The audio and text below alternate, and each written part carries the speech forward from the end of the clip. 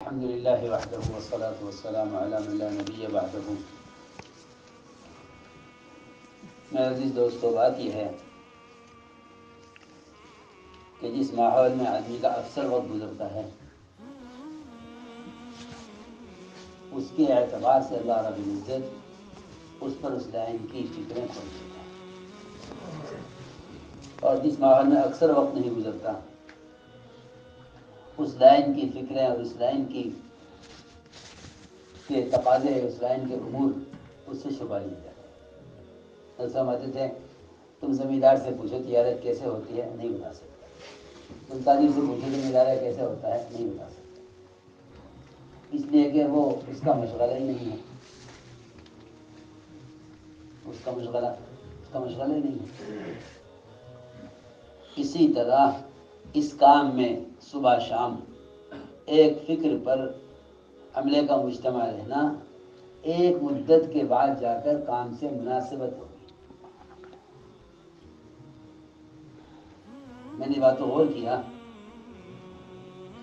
کہ صرف کسی کا کلام پر قدرت حاصل ہو جانا، کسی کو کلام پر قدرت حاصل ہو جانا، اس کا اس کام سے قطعاً کوئی تعلق نہیں۔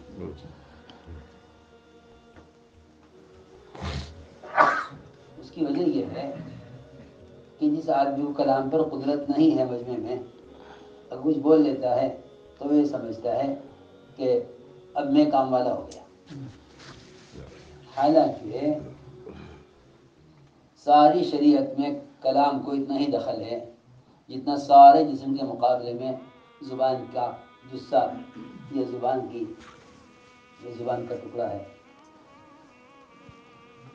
کلام کو اتنا دخل نہیں ہے اس کام میں جتنا مزاج اور فکر کو دخل ہے۔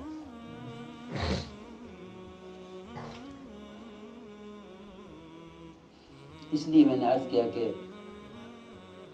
عملہ وہ ہر وقت کام کی فکر میں اگر وہ اجتماعی ماحول سے نکلے تو اللہ تعالی اس چیز کو مانگتا رہے کہ اے اللہ، اجتماعی فکر سے میں الگ ہوا ہوں اپنے کسی ذاتی تقاضے کے لیے، تو مجھے اجتماعی فکر کے سلسلے سے محروم نہ فرما۔ اجتماعی فکر کے یہ بہت اہم بات ہے۔ اجتماعی فکر کا ایک سلسلہ ہے، اور وہ سلسلہ متاثر ہو جاتا ہے جب آدمی اجتماعی ماحول سے کسی شخصی حاجت کے لیے نکل جاتا ہے۔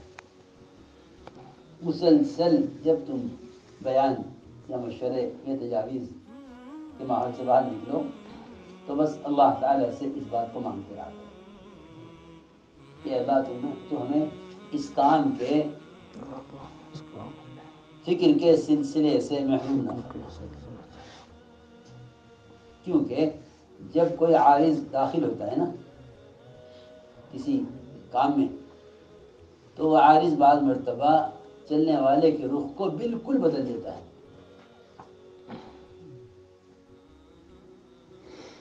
اس کے رخ کو میں تو بیان پڑھ رہا تھا، بیان فرما رہا ہے کہ جو گاڑی رفتار سے چل رہی ہوتی ہے نا، جتنی گاڑی کی رفتار تیز ہوگی اتنی ہی ذرا سی چوک پر تباہی زیادہ ہوگی۔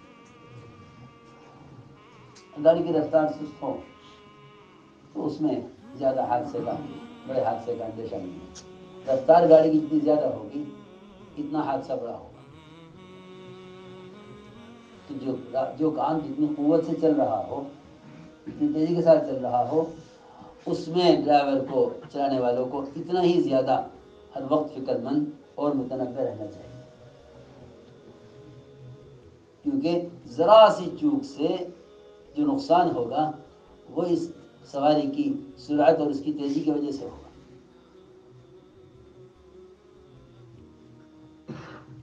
سواری کی سرعت ہے نا، اس کی وجہ سے اعتبار سے نقصان ہوگا، ورنہ بیل گاڑی چلتی ہیں، بوگی چلتی ہیں چوپاؤں کی، کوئی خطرہ نہیں۔ رفتار اتنی دھیمی ہے کسی حادثے کا اندیشہ نہیں ہے۔ ابھی تو وین سی ہے پرانوں میں کہ اسٹیئرنگ ہے اس کے ہاتھ میں، ادھر گھما دے تو کھائی، ادھر گھمائے تو سیدھا راستہ، ذرا سی چوک ہو جائے تو کہیں سے کہیں پہنچ جائے۔ اس لیے بات یہ ہے کہ یہ وقت کام کے شباب کا اور کام کے استقبال کا ہے۔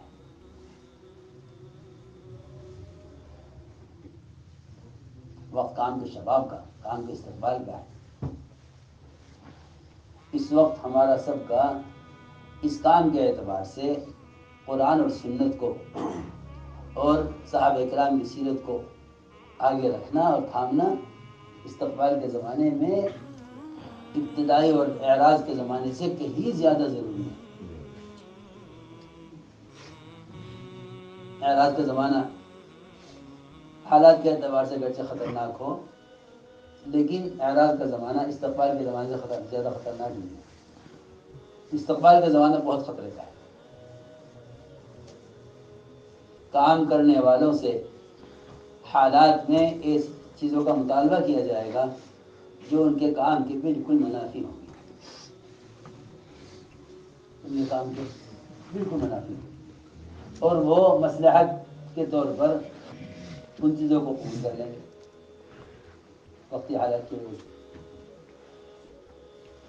بعض مرتبہ ایسے حالات پیش آ جاتے ہیں، کام کرنے والے یہ سوچتے ہیں کہ اگر اس وقت یوں کر لیا جائے تو یہ وقتی مشکل دور ہو جائے گی۔ اب سمجھتے تھے کہ وقتی فائدے تمہیں ابدی اصولوں سے ہٹا دیں، وقتی فائدے تمہیں ابدی اصولوں سے ہٹا، بنیادی اصول ہیں کہ تمہیں ان سے وقتی فائدے ہٹانا دیں۔ اور ہم تو فرماتے تھے کہ مسالے تو پیسنے کی چیز ہے۔ دیکھو میں صاف طور پر عرض کرتا ہوں کہ اگر ہم کسی ظاہری اور وقتی چیز کی وجہ سے بے اصولی کر بیٹھے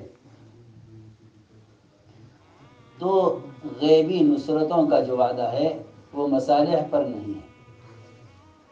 غیبی نصرتوں کا جو وعدہ ہے وہ مصلحت پر نہیں ہے، بلکہ صحیح بات کی پر جمنے اور استقامت پر ہے۔ صحیح بات پر جمنے اور استقامت پر ہے۔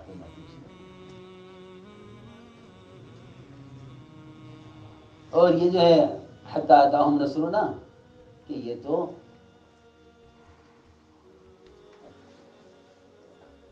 غایت اذیت کے لیے ہے۔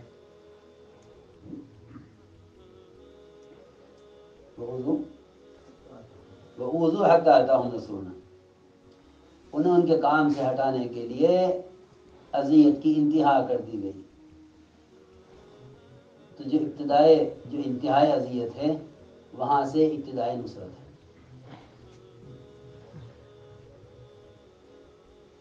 حتی اتاہم نصرنا یہ ابتدائی نصرت نے بتانے کے لیے نہیں ہے، بلکہ حتی اتاہم نصرنا کیا ہے؟ غایت اذیت بتانے کے لیے۔ اوذوا حتی اتاہم نصرنا، غایت اذیت بتانے کے لیے ہے۔ حتی کا مطلب یہ ہے کہ تم اذیتوں کی وجہ سے کوئی ایسا قدم مت اٹھانا ہرگز جو تمہارے کام کے مزاج اور تمہارے کام کے طریقے کے خلاف ہو۔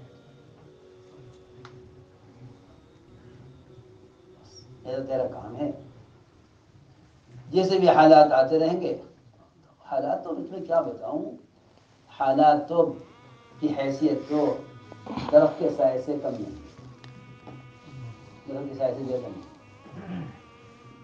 ادھر کا ہوگا ادھر کو سایہ ہوگا، پھر ادھر کو ہوگا ادھر کو سایہ ہو جائے گا اور ختم ہو جائے گا۔ یعنی کسی حال کو باقی رکھنا سمجھنا حال کے ترجمے مفہوم کے بھی خلاف ہے۔ حال کا مفہوم یہی ہے ما یحول، جو اس کو باقی رہنے نہیں۔ اس لیے حال کی وجہ سے کسی بنیادی چیز کو بدل دینا یا چھوڑ دینا کوئی بنیادی نہیں۔ دوسری بات یہ ہے کہ ایسے موقعوں پر کام کے طریقہ کار کو بدلنے کے لیے لوگ مشورہ دیں گے، کہ بھائی تم یوں نہیں یوں کرنا، بھائی ہم تو کبھی ایسے کچھ کرتے نہیں ہیں، یہ قرآن حدیث کھلا ہوا ہے، ہم سب اس کے پابند ہیں، اور کیا یہ ہمارا طریقہ کار ہے، آ جاؤ یہ کرنا ہے، کھلا ہوا ہے کام۔ اللہ کا بہت بڑا فضل ہے، میں تو مجھے اس بات سے اطمینان ہے، اللہ کا فضل اب تک کی کوشش سے عوام بھی سمجھ چکے ہیں کام کا طریقہ کار کیا ہے، اور اللہ تعالیٰ نے فضل سے، محض اپنے فضل سے اس کی عملی شکل اللہ نے نفذ سے قائم کر دی۔ اب اگر کوئی سے اختلاف رکھے تو وہ شخصی اختلاف، اس میں اختلاف نہیں، لیکن یہ اس کام کا اعجاز ہے۔ ہمارے صاحب اللہ سے بات خود کرا چکے تھے کہ میرے کام کرنے والے غلط پر مجتمع نہیں ہوں گے، اور وہ شخصی رائے تو رکھتا ہے تو رکھے،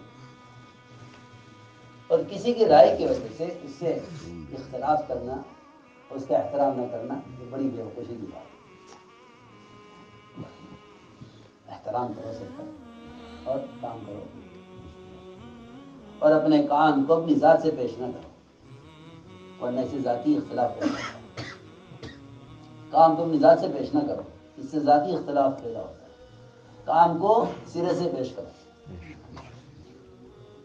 کام کو سیرت سے پیش کرو، صحابہ کی سیرت کو باعتبار دعوت کے بیان کرو، باعتبار صحابہ کرام کے معاملات، معاشرے، اخلاق کے تو بہت کچھ بیان کیا گیا، لیکن صحابہ کو دعوت کی کے طریقہ کار کے اعتبار سے ان کی سیرت کو بیان کرو، تو اس کی افادیت سامنے آئے گی، اور اسی پر اللہ کی مرضی آئے گی۔ تو کام الحمدللہ عملی طور پر اس سطح پر آ گیا ہے، اور یہ بات حقیقت ہے کہ جب تک کوئی چیز تحریر میں یا تقریر میں رہتی ہے اس وقت تک وہ زائل ہو سکتی ہے، جب تک کوئی چیز تحریر ہوتی ہے اس وقت تک وہ زائل ہو سکتی ہے، لیکن جب کوئی چیز عمل میں آ جاتی ہے، اور کسی چیز کا عمل میں آ جانا ہی اللہ تعالیٰ کی طرف سے مقبولیت کی دلیل ہے، اللہ کی طرف سے مقبولیت کی دلیل یہ ہے کہ کوئی چیز عمل میں آ جاتی ہے، جو چیز عمل میں آ جاتی ہے وہ اس کے قبولیت کی دلیل ہے، اس کی قبولیت کی دلیل۔ اس لیے میں عرض کر رہا تھا کہ بھائی اپنے کام کے طریقہ کار کو صحابہ سے، جماعتوں سے بیان کرتے رہو، اور ان سے مزید مزید عملی محنت کراتے رہو، اور اگر بھائی کوئی اختلاف کرے تو ہماری ذمہ داری یہ ہے کہ ہم اس کو مطمئن کریں، سمجھائیں گے دیکھو بھائی یہ چیز یہاں ہوئی ہے۔ ہمارے مفتی زین العابدین صاحب رحمۃ اللہ علیہ فضائمین میں ایک مرتبہ مشورہ ہو رہا تھا، ایک صاحب نے ایک بات پر کوئی اشکال کیا، صاحب کہنے لگے کہ ہم کسی کے اشکال سے متاثر اس لیے نہیں ہوتے کہ ہم اس کو اس چیز سے ناواقف سمجھتے ہیں، ہم معترض کو ناواقف سمجھتے ہیں، اور جو آدمی ناواقف ہے اس سے لڑنے کی ضرورت نہیں ہے، اور اس کو واقفیت کرانے کی ضرورت ہے، ناواقف ہے اس کو بتاؤ مجھے ہے۔ تو فرمانے لگے کہ ہم اس لیے مطمئن ہیں کہ ہم ایک نظر اوپر دیکھتے ہیں، ایک نظر نیچے دیکھتے ہیں، تو آج اتنا سا دیکھو گے کہ سر اوپر نیچے دیکھنے کیا مطلب ہے، کہنے کے اوپر سیرت میں دیکھ لیتے ہیں اور نیچے ان دونوں کا بیٹوں کو دیکھ لیتے ہیں، وہاں جیسا من ویسا کرو۔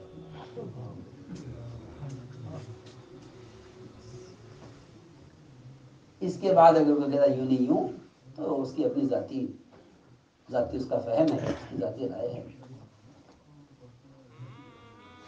اور کام اس کا پابند نہیں ہے کہ بھئی سب کی رائے کا خیال کر کے سب کے اتفاق سے کام تو صحابہ کی سیرت کے تابع ہیں، اور ہم سب چھوٹے بڑے ان کی سیرت کے تابع ہیں، ہم میں سے کوئی آدمی ایک دوسرے کی رائے کی تابع نہیں، سب اس کے تابع۔ امام اوزاعی فرماتے تھے، بلکہ امام شعبی فرماتے تھے کہ جو چیز تمہیں صحابہ سے ملے اسے لے لینا، اور جو اس کے بعد والوں سے ملے اس کو نفرت کے ساتھ چھوڑ دینا، نفرت کے اس کو چھوڑ دینا، نفرت کے ساتھ۔ جو چیز تمہیں صحابہ کے علاوہ کسی سے ملی اس کو چھوڑ دینا نفرت کے ساتھ، ناگواری کے ساتھ۔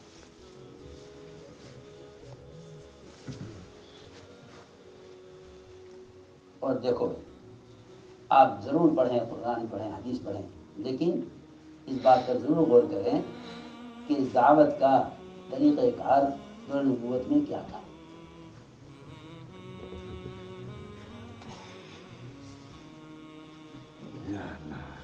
اور مسجد نبوی کے کیا معمولات ہیں۔ ہم میں سے ہر ایک کی کوشش کرو کہ جانے والی جماعت اپنی مسجد کو اس معمول پر لانے کا عزم لے کر جائے۔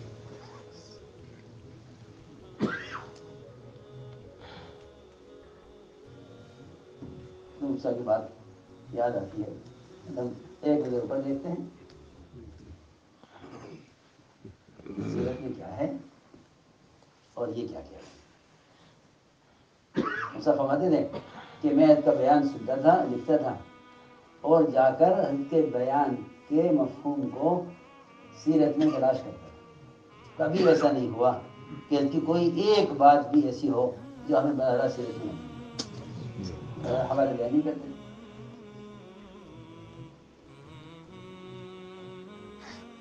کسی نے حضرت سے کہہ دیا کہ حضرت آپ بیان کرتے ہیں، بیان میں حوالے دے دیا کریں، بیان میں حوالے دے دیا کریں۔ حضرت نے فرمایا میں تو چاہتا ہوں یہ کام کے حوالے ہوں، تم چاہ رہے کہ مطالعے کے حوالے ہو جائے، میں حوالے دوں گا تو یہ مطالعہ کریں گے، کام نہیں کریں گے۔ اگر حوالے دوں گا تو یہ مطالعہ کریں گے یا کام نہیں کریں گے۔ اور یہ حسوات یہ ہمارے پاس امانت ہے، ہم جو چیز اوپر پائیں گے اسے مجموع کا نقل کریں گے۔ یعنی حیات الصحابہ کی اکثر تصنیف جو ہے وہ سفر کی ہے، نظام دن وقت نہیں ملتا تھا۔ فرماتے تھے مجھے جتنا اس کتاب سے دعوت سمجھ میں آئی ان کتابوں سے، وہ خروج کی وجہ سے سارے حوالے حضرت صحابہ کے مسودے کے سارے حوالے اور نشانات حضرت سفر میں لگا دیتے۔ کنز العمال اچھی خاصی لمبی کتاب ہے، اس پوری سفر میں ساتھ رہے گی، اور اکثر حوالے کنز العمال کے۔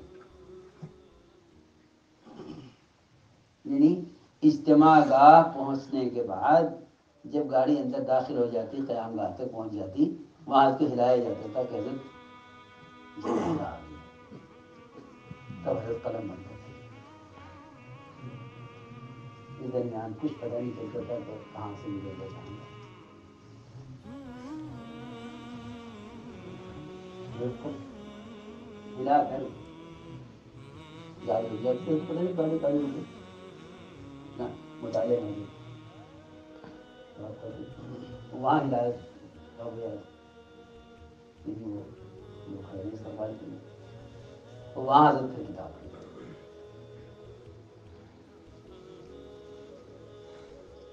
بات صاف صاف یہ ہے، دیکھو اس کام کی کہ جو اصول اور جو طریقے سیرت میں ہیں وہ جب تک نکل کر حضرت صحابہ خروج پڑھنے کے لیے کہتے ہیں کہ تم خروج صحابہ پڑھو تو تمہارے کام خروج کی وجہ سے صاحب سمجھ میں آ گئی، اور اگر تم نے اسے خروج کے بغیر پڑھا تو تم اس کی مراد اور اس کا عنوانات تمہیں سمجھ نہیں آئے۔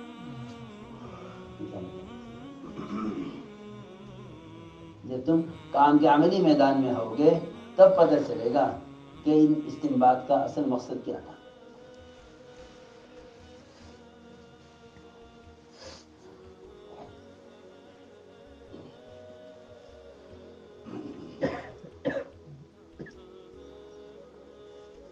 سب کی اجتماعی ذمہ داری ہے کہ آپ سے کوئی بھی یہ کہے کہ بھائی یوں چھوڑ دو یوں کر لو، میں کہا بھائی یوں کر لو تو ہمارا کام تو ہے نہیں۔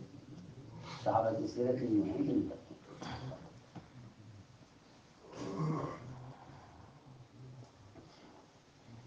یعنی سارے دین اور سارے معاشرے کی اصلاح کا مدار ہی اعمال مسجد پر ہے، اس کا ہمیں کرنا ہے۔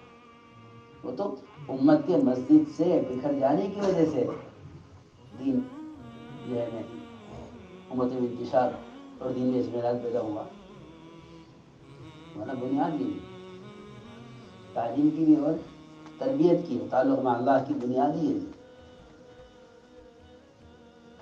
سب سے زیادہ اللہ کے قرب کا راستہ ہے یہ۔ اگر ساری امت کو اللہ سے جوڑنا ہے تو ہمیں گشتوں کے ذریعے ایک امتی کو مسیح سے جوڑنا ہوگا،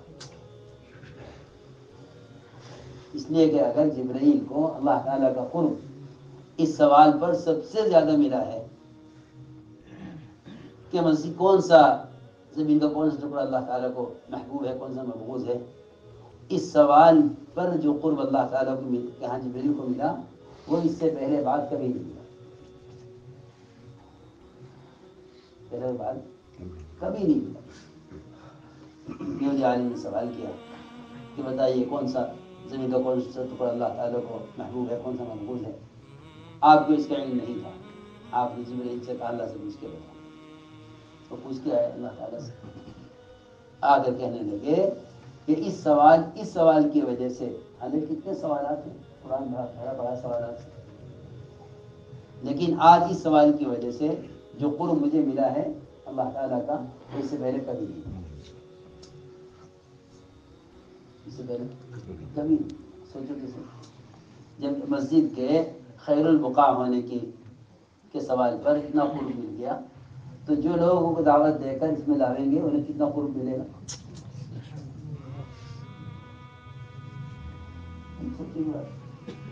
انہیں کتنا قرب ملے گا؟ اللہ کا تو اتنا قرب ملا جبرائیل کو صرف پوچھنے کی وجہ سے، اتنا پوچھ کے بتا دو کہ مسجد کا زمین کا کون سا حصہ اللہ کو محبوب ہے، کون سا محبوب ہے۔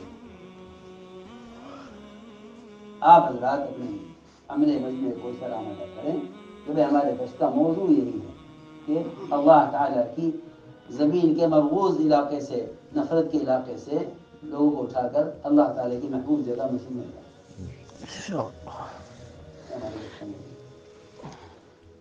کوئی اگر اس موضوع سے لڑتا ہے تو لڑے، سیرت میں صاف ہے، صحابہ کو خوشامد کرنا ثابت ہے، گلیوں میں راستوں میں۔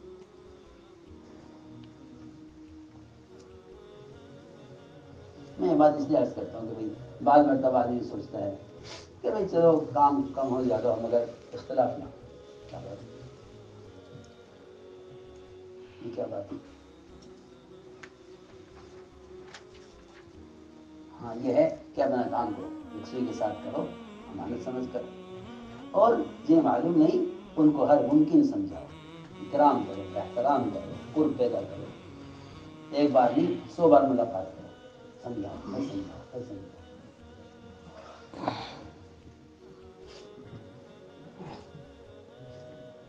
لکم دینکم ولی دین، یہ تو کافروں کے لیے ہے، مومن کے لیے نہیں۔ مسلمان ایک جماعت ہے، مسلمان ایک جماعت ہے، لکم دینکم ولی دین کافروں کے لیے۔ سلام اعراض بھی کافروں کے لیے ہے، مومن کے لیے سلام اعراض نہیں۔ اب ایمان والوں کے لیے سلام اعراض کا استعمال کرنے لگے اور سلام جاہلہ کو مسلمانوں پر چسپاں کرنے لگے، یہ انتہائی غلط ہے، انتہائی غلط، یہ امت کی تفریق کا سبب ہے، یہ امت کی تفریق کا سبب ہے۔ تمہاری بات سے اختلاف کرے تو چھوڑ دو، تمہاری بات سے اختلاف کرے اسے اپنی بات سمجھاؤ، کر سکتے اور پیار محبت اور اکرام اور خون کے ساتھ سمجھاؤ۔ سمجھتے تھے جب تم کسی کو اپنی بات سمجھانا چاہو اس کی اتنی خدمت کر لو، اتنی خدمت کر لو کہ وہ یہ سمجھ لے کہ مجھ سے اس سے زیادہ مجھ سے کوئی محبت کرنے والے نہیں۔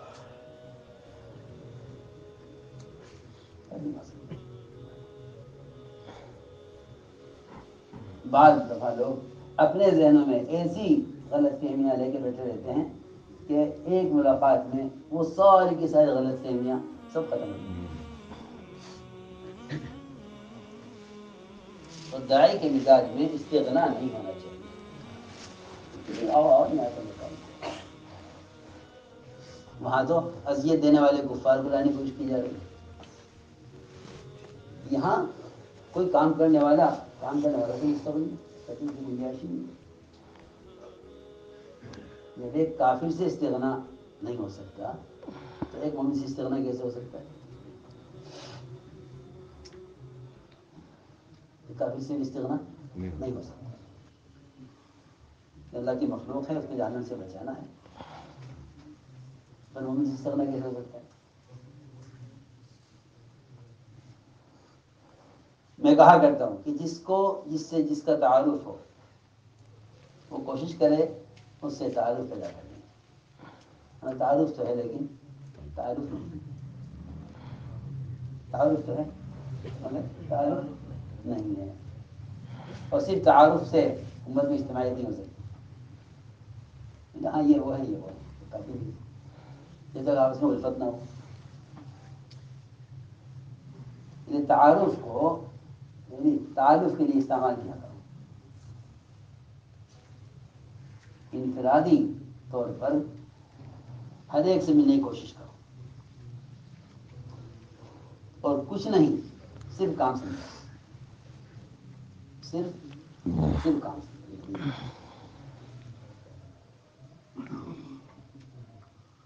تو امید ہے کہ انشاءاللہ